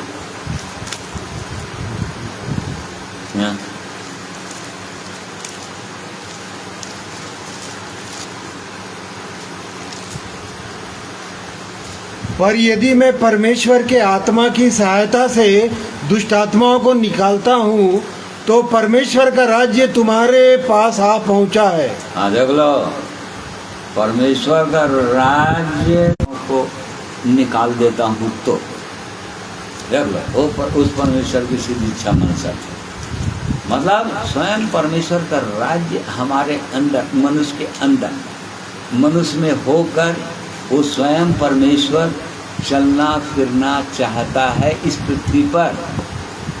ये उसकी शुरू से मनसा रही है, उसके लिए उसने उपाय किया मनुष्य के लिए। अब वो चाहता है कि अपना जीवन, एक मनुष्य को चाहता है कि अपना हृदय खोलो, अपने अंदर आने दो, उस परमेश्वर को आने दो, राज्य करने दो। कुछ चेले लोग को प्रभु यीशु ने डांटा। क्या डांटा था? लूका 6 अध्याय इसका 46 पद में।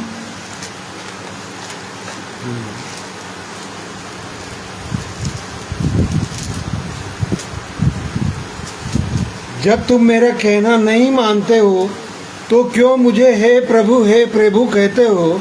जो कोई मेरे पास आता है और मेरी बातें सुनकर उन्हें मानता है, मैं तुम्हें बताता हूँ कि वह किस। बस यहाँ पर अपने चेलों को प्रभु यीशु बोल रहे थे, और बहुत सारे चेले थे ना जो प्रभु यीशु के पीछे चलने लगे थे। तो प्रभु यीशु ने कहा, जब तुम मेरा कहना ही नहीं मानते हो तो मुझे हे प्रभु क्यों कहते? और बहुतों के विषय में कहा, जो लोग ये नहीं चाहते कि मैं उन पर राज्य करूं, वो लोग क्या किए जाएंगे? नष्ट किए जाएंगे। क्योंकि वो लोग नहीं चाहते कि मैं उन पर राज्य करूं, उनके जीवन में आऊं, अपनी इच्छाओं को उनके द्वारा पूरी करूं, उनमें होकर चलूं फिरूं और अपनी महिमा को प्रकट करूं, अपनी इच्छाओं को प्रकट करूं। तो इसलिए वो परमेश्वर अद्भुत महान परमेश्वर, उसकी योजना बहुत अद्भुत है मनुष्य के लिए। और इसलिए वो चाहता है कि हमारे जीवन में राज्य करना चाहिए। उसको हमको जांचना है कि क्या वो मेरे जीवन में आकर वो राज्य करना चाहता है। इसीलिए तो वो राज्य करने वाला भी है ना। उसके बाद कैसे करके राज्य करेगी इस पृथ्वी पर? उन्हीं के द्वारा राज्य करेगा जिनके जीवन में वो अभी जब शरीर में है तब राज्य कर रहा है। देखो, मतलब जिनके जीवन में वो राज्य कर रहा है, उन्हीं के द्वारा वो 1000 वर्ष के राज्य में भी क्या करेगा? वो राज्य करेगा।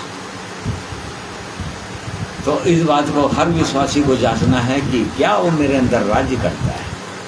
वो प्रभु यीशु, वो जीवित परमेश्वर, क्या मेरे अंदर वो राजा है? क्या वो मेरा राजा है? वो राज्य करना चाहता है मनुष्य में होगा। और इस बात को हर विश्वासी को हमको जांचना चाहिए। ये उसकी इच्छा है, प्रभु यीशु की इच्छा है। तुम लोग प्रार्थना यही करना कि हे पिता, तेरा राज्य आ जाए। जिस प्रकार से स्वर्ग में तेरी इच्छा पूरी होती, वैसे ही इस पृथ्वी पर भी पूरी। तो उसकी इच्छा कैसे करके पूरी होगी? वहाँ स्वर्ग में उसको वो राजा के रूप में वो लोग उसको दंडवत कर रहे हैं, ठीक है नहीं? उसकी स्तुति, उसकी महिमा कर रहे हैं, उसकी इच्छाओं के अनुसार चल रहे हैं। बिल्कुल इस पृथ्वी पर वो यही चाहता है। और इसीलिए तो ये गीत भी गा रहे थे ना, जो लोग जो गा रहे थे, वो परमेश्वर इसी पृथ्वी पर अपना प्रकट करना चाह रहा है, अपने जीवन को प्रकट करना चाह रहा है, अपनी इच्छाओं को प्रकट करना चाह रहा है। तो इसलिए परमेश्वर हमारी सहायता, हमारी अगुवाई करें। एक वचन और पढ़े। इसीलिए प्रभु यीशु ने ये कहा, अपने चेलों को बताया कि तुम हे प्रभु मत करते रहना कि क्या खाएंगे, क्या पिएंगे, क्या रहेंगे। सबसे पहले उसके राज्य और उसके धर्म की, पहले तुम परमेश्वर के राज्य, परमेश्वर का राज्य अपने जीवन में जांचो कि उसका राज्य है कि नहीं, कि अभी भी कोई दूसरा राज्य कर रहा है। क्योंकि राजा और दूसरा भी है, इस संसार का राजा। तो प्रभु यीशु ने कहा, इस संसार का राजा, संसार का बादशाह आता है और उसका मुझ में कुछ भी नहीं, मेरे अंदर कुछ नहीं पाता हुआ। तो देखो वो राज्य कर रहा है अभी भी, इस संसार का राजा राज्य कर रहा है, या वो परमेश्वर प्रभु यीशु। यहाँ पर नेटवर्क थोड़ा थोड़ा गड़बड़ कर रहा है बीच बीच में, इसलिए परमेश्वर हमारी सहायता कर रहे हैं। तो इस बात को प्रिय भाइयों और बहनों, हर विश्वासी भाइयों बहनों को ये जांचना ही चाहिए कि मेरे अंदर वास्तविक राजा कौन है, वो राजा कौन मेरे अंदर राज्य करता है, किसकी इच्छाएं मेरे जीवन के द्वारा पूरी होती हैं। वो कहीं दुष्ट की इच्छाएं, तो इस संसार का जो राजा है, इस संसार का जो ईश्वर है शैतान, कहीं उसकी इच्छाएं तो मेरे जीवन के द्वारा पूरी नहीं हो रही, या मेरे जीवन को वो तो इस्तेमाल नहीं कर रहा है कहीं मेरे द्वारा, वो तो मुझ में होकर वो तो चल फिर नहीं रहा है। ये हर विश्वासी भाइयों और बहनों को जांचना चाहिए, और हर व्यक्ति को जांचना चाहिए जिनके पास यदि ये अनुभव नहीं है तो उसके चरणों में आ जाना चाहिए। प्रभु मेरे अंदर भी आप ही राजा हो जाओ, आप मेरे अंदर राज्य करो प्रभु। अब तक मेरे अंदर बहुत लोग राज्य करते थे, बहुत लोग राज्य कर रहे थे, बहुत लोग प्रभुता कर रहे थे। 26 यशायाह 26 उसका 13 पद। हे हमारे परमेश्वर यहोवा, तेरे सिवाय और स्वामी भी हम पर प्रभुता करते थे, परंतु तेरी कृपा से हम केवल तेरे ही नाम का गुणानुवाद करेंगे, और वे मर गए। हाँ बस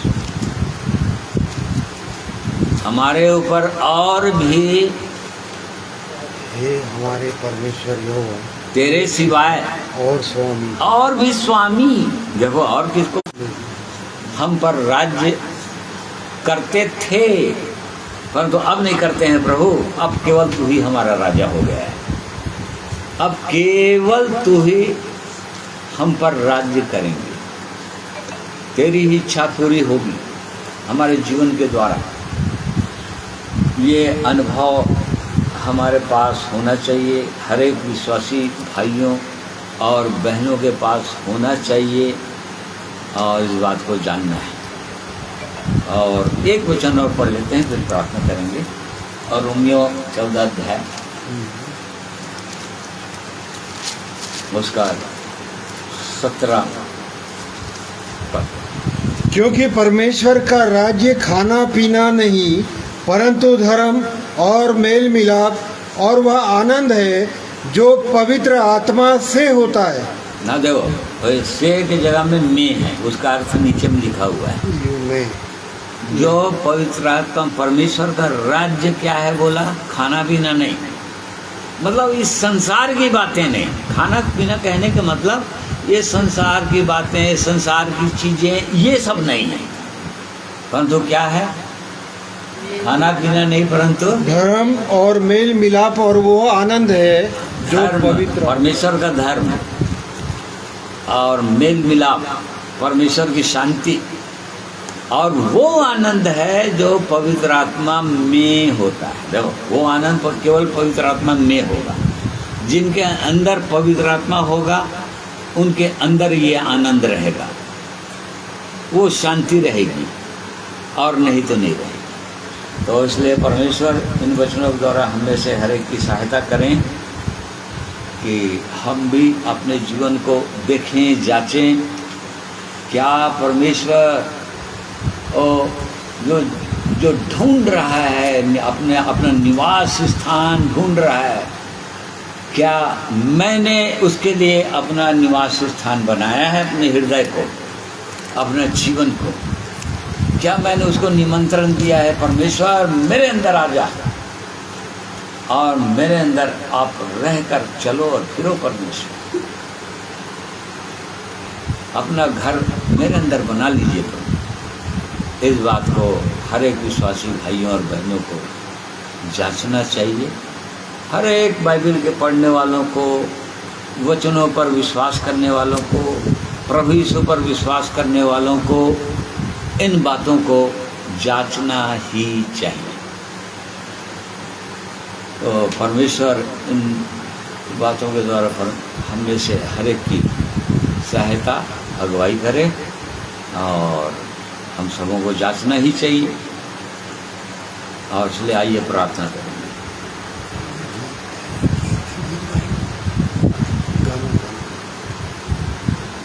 ठीक, हाँ ठीक है। इससे पहले, प्रार्थना से पहले एक प्रभु की महिमा के लिए भाई नरेश गीत गा रहे हैं।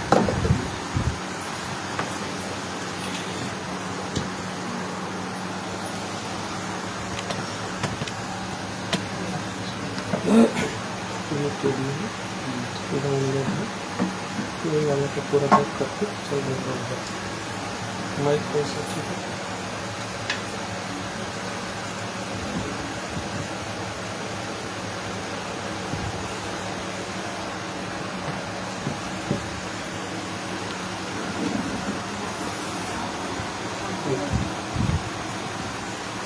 परमेश्वर पिता का धन्यवाद। एक बार फिर से मैं अपने जीवन को बहुत दिनों से, अभी कुछ समय पहले से जांचते आ रहा हूँ और मैंने पाया था अपने जीवन में, वैसे वचन जब बातचीत कर रहे हैं निरंतर, तो मैंने पाया कि बहुत पहले कुछ समयों से उसकी इच्छाओं के आधार पे मैं अपने जीवन को नहीं पा रहा।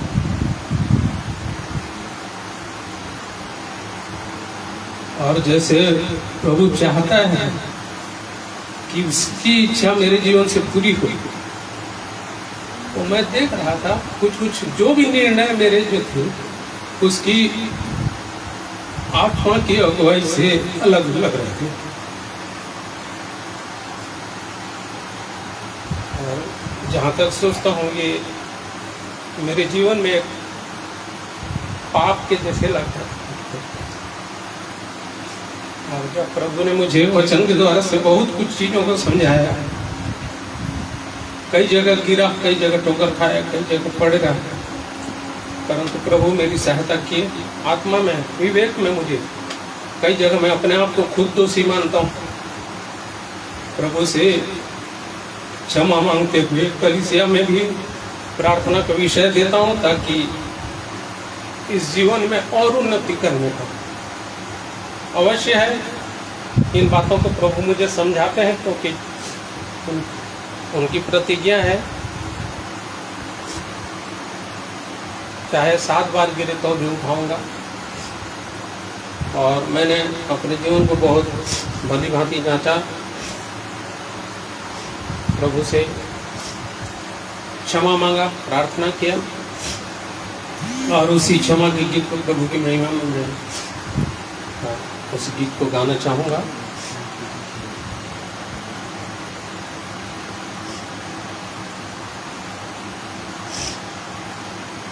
प्रभु मेरी सहायता करें।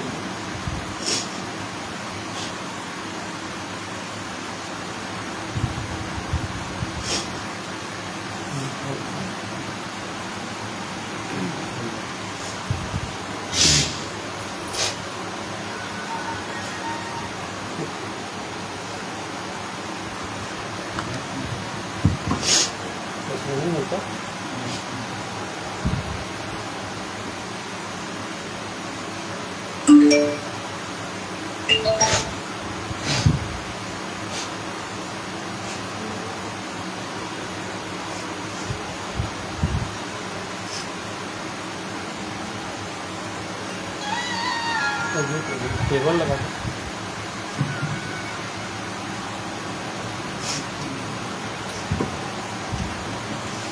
तो शायद उसको ट्रांसफर करके दूसरी जगह से बनाना पड़ेगा।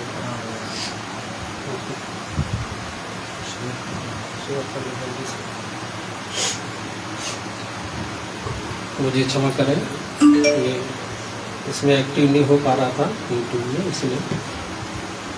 सचमुच में परमेश्वर का वचन दोधारी तलवार है। वचन को अवश्य मैं पढ़ता हूँ। कई बार मुझसे बातचीत किया, परंतु कई बातों में मैं उसके निर्णय को सर्वोपरि नहीं मानने के कारण प्रभु के मार्ग से सचमुच में मैं अलग होकर के, ये इसीलिए मैं बता रहा हूँ ताकि किसी भी रीति से और लोगों को ऐसा धोखा न हो।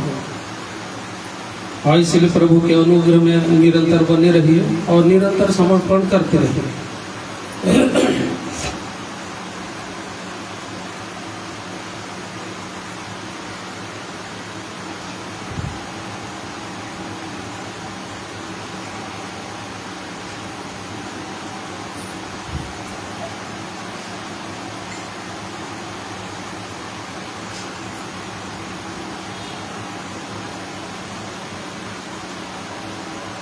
परमेश्वर की आज्ञाओं को की अवहेलना करना मतलब अपने आप का नुकसान करना। कई बार, एक बार नहीं परंतु कई बार बात करता है और इसलिए जब मुझसे बातचीत किया तो मैं पिछले दिनों बहुत इन वचनों के द्वारा से और भी अपने आप को चेक करते रहा, जांचते रहा और प्रभु के अनुग्रह को मैंने पाया, जिसे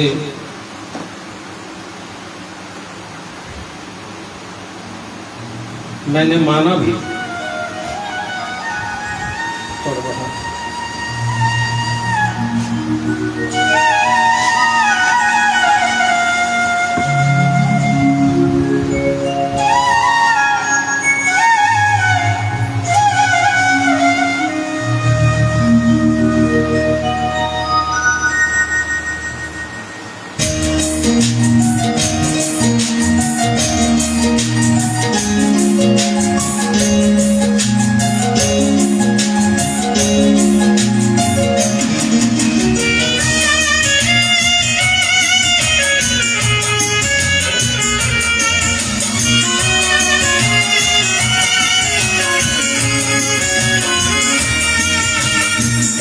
किया मैंने पाप जीवन में मेरे, मानता हूँ मैं प्रभुआ। आंसू की धारा बहते हैं मेरे, टूटा है दिल भी मेरी यीशु है, यीशु है, क्षमा कर मुझे क्षमा कर मुझे एक बार, किया मैंने पाप जीवन में मेरे, मानता हूँ मैं प्रभुआ।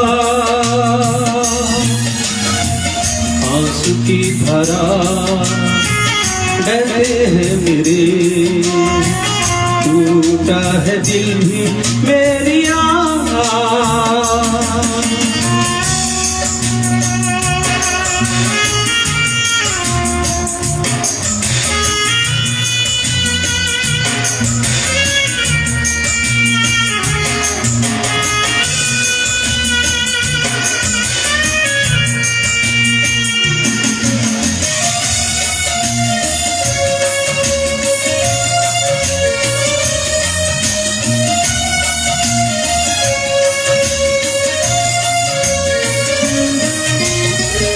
जीवन ये मेरा तेरा ही दान, यीशु राजा कितना तू है महान। गुनाहों को मेरे प्रभु क्षमा कर दे, नम्रता का मुझ में भर दे तू ज्ञान।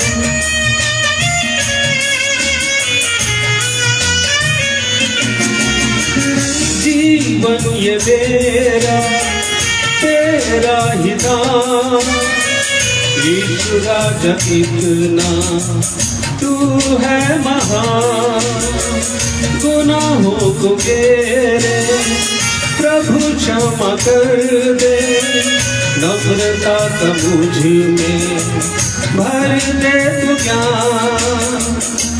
यीशु है, यीशु है, क्षमा कर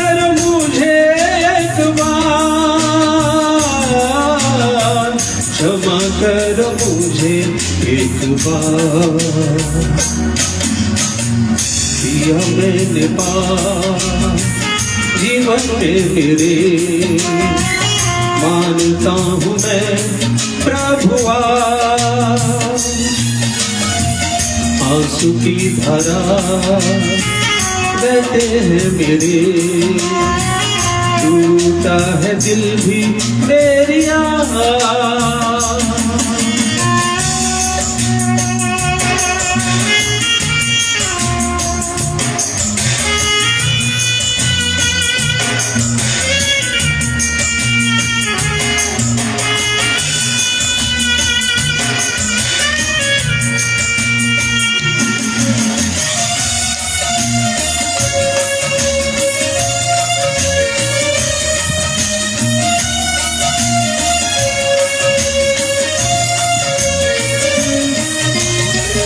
वरदान दे दो, कर दो आभार, पुकारो यीशु मुझे लेके मेरा नाम, राज का अपने वारिस बना लो, पापी दुनिया से उद्धार कर दो।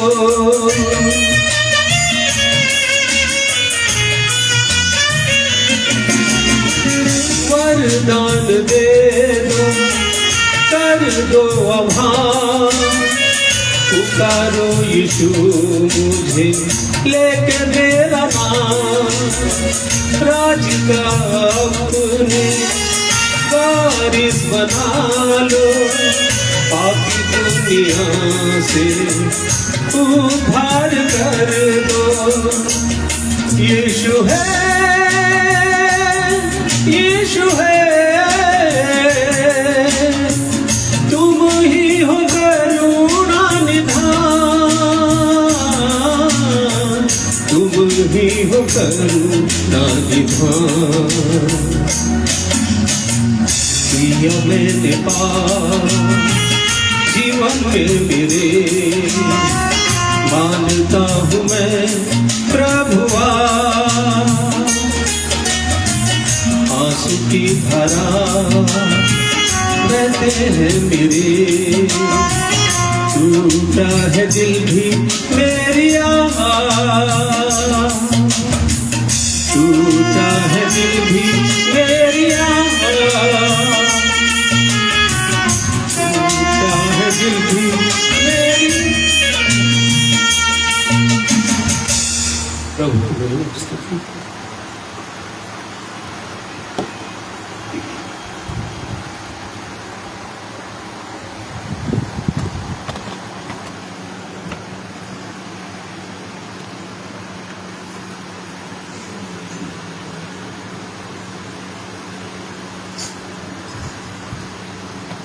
सुंदर गीत के लिए धन्यवाद देते हैं। परमेश्वर की महिमा हो, उसकी स्तुति हो। इसी प्रकार से परमेश्वर के सन्मुख हम सबों को इस गीत के अनुसार टूटा और पिसा हुआ हृदय लेके ही आना है, आना ही चाहिए, क्योंकि वो परमेश्वर अपने वचन में कहता है वो टूटे और पिसे हुए लोगों के निकट रहता है। और जब एक व्यक्ति को निकट रहता है तो उसके जीवन में आनंद की भरपूरी रहती है, वो आनंदित रहेगा, फिर बहुत आनंद, भरपूरी आनंद रहेगा, भरपूर आनंद रहेगा। तो उसके लिए टूटा और पिसा हुआ हृदय चाहिए, दीनता का जीवन चाहिए।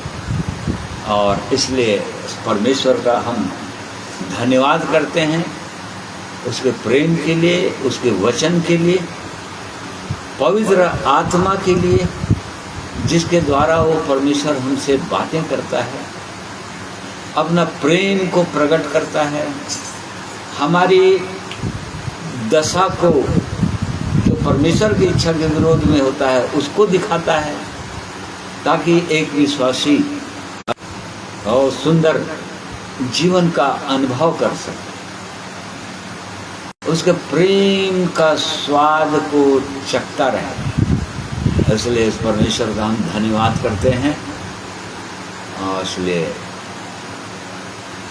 आइए प्रार्थना करते हैं।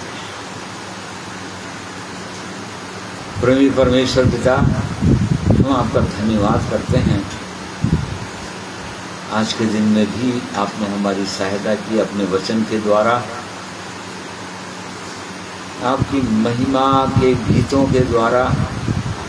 प्रभु एकमात्र महिमा, स्तुति, आदर के योग्य परमेश्वर हैं आप, और इसलिए हम आपके चरणों में झुकते हैं, आपको दंडवत करते हैं, आपको प्रणाम करते हैं पिता परमेश्वर, और अपने आप को आपके हाथों में सौंप देते हैं। प्रभु, आपकी दया हम पर हुई है, आपने हम पर बहुत बड़ा कृपा किया है। इस जीवन को हम समझ पा रहे हैं, आपने हमें बुलाया है प्रभु इस स्वर्ग राज्य के लिए, अपने राज्य के लिए आपने हमें बुलाया है, ताकि आपके राज्य में हम रहें हमेशा के लिए, हमेशा हमेशा के लिए आपके संग रहें, अनंत अनंत अनंत काल तक के लिए। आपकी क्या अद्भुत अनंत की योजना है प्रभु, जिसको आप अपने वचन के द्वारा, अपने लोगों के द्वारा, भोजदत्ताओं के द्वारा लगातार बताते रहे, और अभी भी पवित्र आत्मा के द्वारा आप हमें बता रहे हैं, ताकि आपकी सिद्ध इच्छा जो हमारे लिए है, अपने व्यक्तिगत जीवन के लिए है, उन बातों को हम समझ सकें और बिल्कुल वैसे ही जांच सकें जो आपकी इच्छा के अनुसार है, ताकि हमें अवसर है भी कि हम आपके चरणों में दीन हो सकते हैं, टूट सकते हैं, और अपना हृदय को आपका निवास स्थान बना सकते हैं। इससे पहले कि कोई विपत्ति आ जाए जीवन के अंदर, या ये अवसर समाप्त हो जाए। और इसलिए प्रभु परमेश्वर, हम धन्यवाद करते हैं आज के वचन के लिए। आपने हमारी सहायता किया, बोलने में आपने सहायता किया मेरी, और वैसे ही सुनने में, समझने में आपने सहायता किया।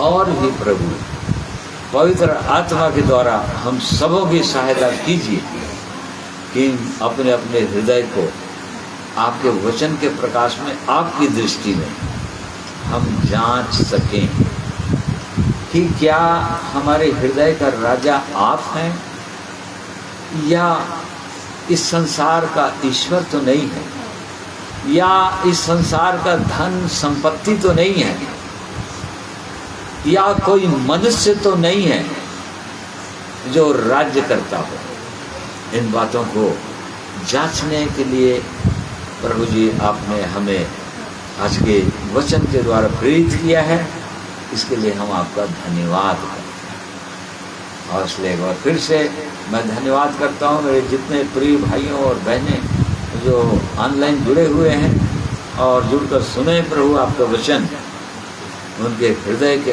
अंदर ये वचन चला जाए और सबका राजा प्रभु यीशु आप हो जाएं।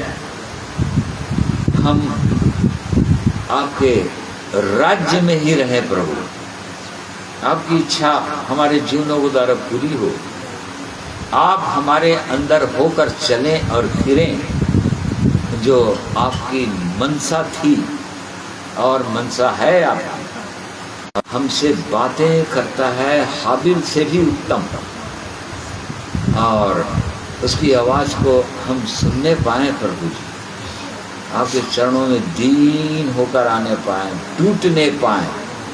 इसमें हर एक विश्वासी भाइयों और बहनों की सहायता कीजिए। और इसलिए अपने आप को आप हाथों में सौंप देते हैं, धन्यवाद करते हैं आज के दिन के लिए, समय के लिए और इस वातावरण के लिए। बोलने में आपने सहायता किया प्रभु, सुनने में सहायता किया, इसलिए हर एक भाइयों बहनों को आपके हाथों में सौंप देते हैं।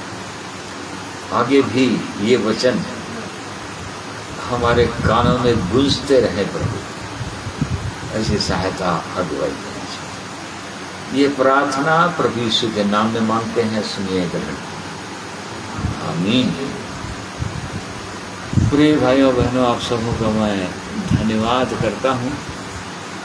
आप परमेश्वर के वचन को बड़े ध्यान से सुने हैं और मैं विश्वास करता हूँ कि अपने हृदय को आपने जांचा है और भी प्रभु के